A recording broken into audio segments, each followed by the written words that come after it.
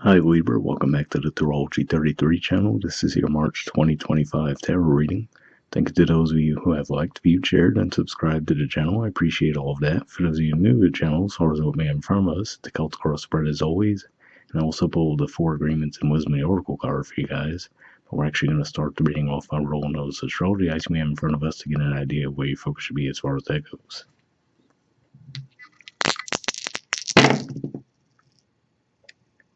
Okay, we have Saturn. So Saturn's actually in Pisces, which is your 6th house of work, health, daily routines. So you might be feeling a little bit heavier when it comes to things in that area of life. All right, we have 5.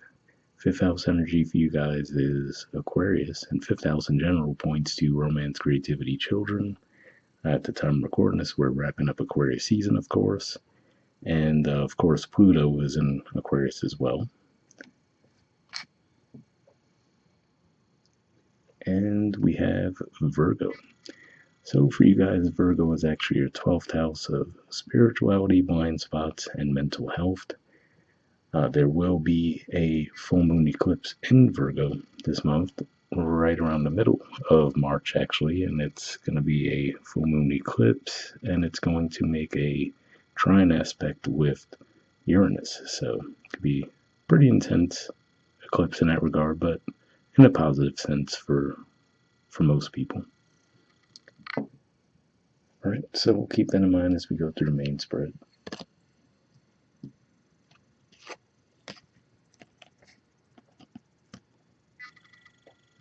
All right, so in the main situation position, we have the 7 of Cups, Scorpio energy, and challenging that, we have the 3 of Swords, Libra energy.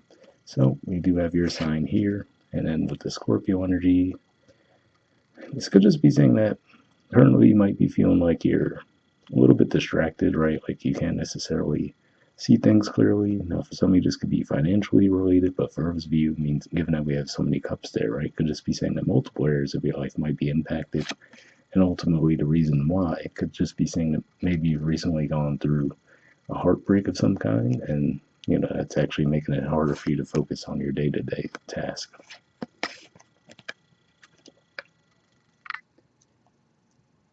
All right. In the foundation position, we have the 8 of Cups.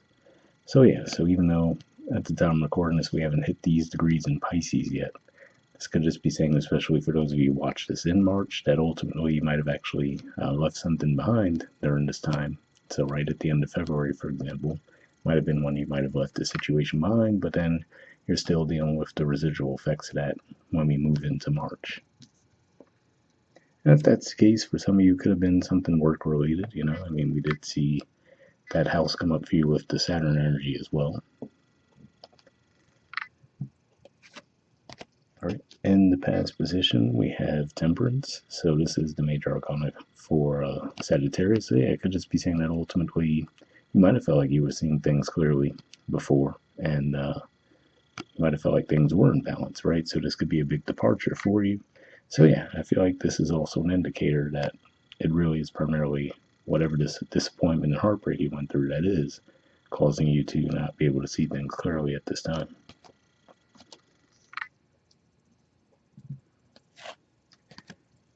All right, and in the position of your influence in the situation, we have the World. So to me, it says that ultimately it looks like there was a karmic lesson that was meant to be learned from this situation. You guys did have the South Node in your sign not too long ago, and now it's finally moved into your 12th house. Well, might be an even trickier transit in some regards with that, but it could just be saying that ultimately it looks like there was something for you to learn from the situation, but maybe you're just lacking the confidence that you did grasp what was meant to be learned from it. Or again, like I said, maybe because it's so new, so fresh, you just might not have had the time to process it just yet.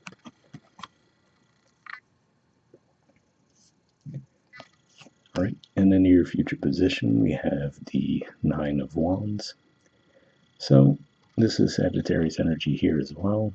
So it's interesting to see these 2 cards, the 2 Sagittarius energies, as bookends around this situation here. Because ultimately that might point to what was at the root of the situation going south. And it could just ultimately be saying that there was a breakdown in communication, right? So it could just be saying that early on in the situation, the communication might have flowed well between you and the other party. So again, whether this was a work situation, which seems possible for some of you with the Eight of Cups, whether it was romantic, given that we do see cups energy and heart, right? It looks like the communication could have been good between the two of you at a certain point, but then for whatever reason it seemed like it broke down, right? And you're looking back on that like, okay, yeah, and it might just come as a surprise to you too, right? Because you're like, okay, I don't know what happened here. Things seem to be flowing so well at some point. Now we're at this point where, it feels like insurmountable. In the position of your influence in the situation, we have the Six of Wands. So this is Leo energy here, which is your 11th house of groups, friendships, hopes, and wishes. So at the very least, this says to me that maybe people in your environment are supporting your decision to leave the situation behind, right? So it could just be one of those things where maybe you were the last one to know that the situation was going south, right? So it could just be one of those things, because you know how they go. Sometimes you see your friends going through something, but you gotta let everyone be adults and live their lives, right? So people around you might have seen that the situation was going south already, but they're like, well, let's let it play out how it plays out. And now that you did leave it behind, right now they're like, okay, well, hey, we're glad you left it behind, right? It wasn't working out in your best interest, so that could be what you're seeing there. And so they might even applaud you walking away from the situation. And for some of you, this might be your own confidence being restored from leaving it behind as well. Wanted to at least mention that. In the environment position, we have the Ace of Cups. So it could just be one of those things that says that once you do free yourself from this blocked energy here, looks like that's saying that might actually open the door for new opportunities to come your way.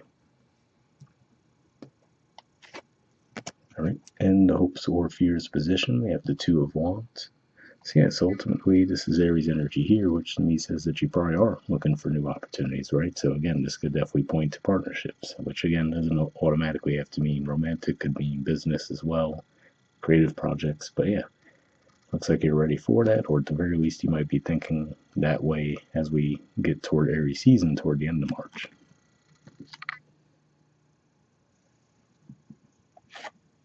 All right, and in the outcome position, we have strength. So more Leo energy here. So this could just be saying that ultimately for some of you, you might actually learn to work with this energy better in the future, right? So again, given that we did see the World card there, it could just be saying that whatever you were meant to learn from the situation looks like you have learned it. And so, for example, maybe for some of you, the lesson learned is not to get ahead of yourselves, right? So maybe you might have moved the situation along too quickly in the past, to where you're like, okay, you just assumed that you knew everything there was to know with the situation. Then more things came to light to show that wasn't the case. This could also just be saying that for those of you, like I said, maybe people in your environment are applauding you leaving the situation behind, but this could also be representing you taking it on the higher ground, right? And not necessarily putting blame on the other party, right? Even though, again, like I said, it seems like people in your environment would think that, oh, yeah, we're so glad you left that behind, but you might just say, you know what, I'm going to take it to higher ground here and just move forward. Okay. Bottom of the deck, we have the Hierophant. So this could just be pointing to, like I said, maybe spiritually there was some kind of intervention there, because if you weren't seeing the situation clearly for whatever reason, right? This could just be saying that maybe that was part of what's at play, or at the very least that as you did leave the situation behind, you were relying on spirit to guide you forward from there. And also seeing that makes me think of what I was saying as far as Uranus is going to be making a trine aspect with Virgo when we have that full moon eclipse. And given that will be in your 12th house too, right? That could be a very spiritual thing there. So for some of you, if you haven't already left the situation behind, it might be around that eclipse when you might decide to do so as well. And you might almost feel like spiritually you were guided to do so. All right, moving on to your Oracle cards. First, from the Four Agreements deck, we have always do your best, and it says your best is changing all the time.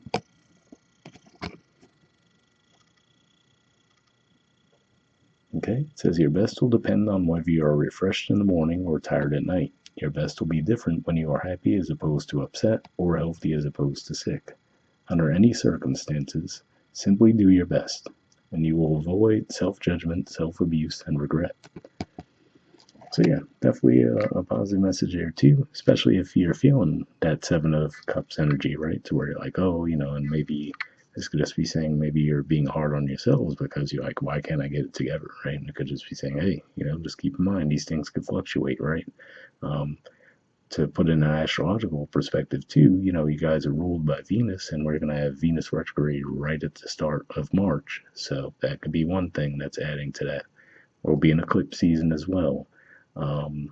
Mercury retrograde will be taking place in the middle of March. So there's plenty of things that could throw things out of whack for most people, right? So I feel like this is saying, hey, just don't hold yourself, well, I mean, obviously hold yourself to a high standard in general, but just know that that can fluctuate by other variables, I guess, is the main point of the message there. So hopefully that resonated. All right, and from the Wisdom of the Oracle, we have co-create. There's the artwork, and the number's 40. See what this has to say.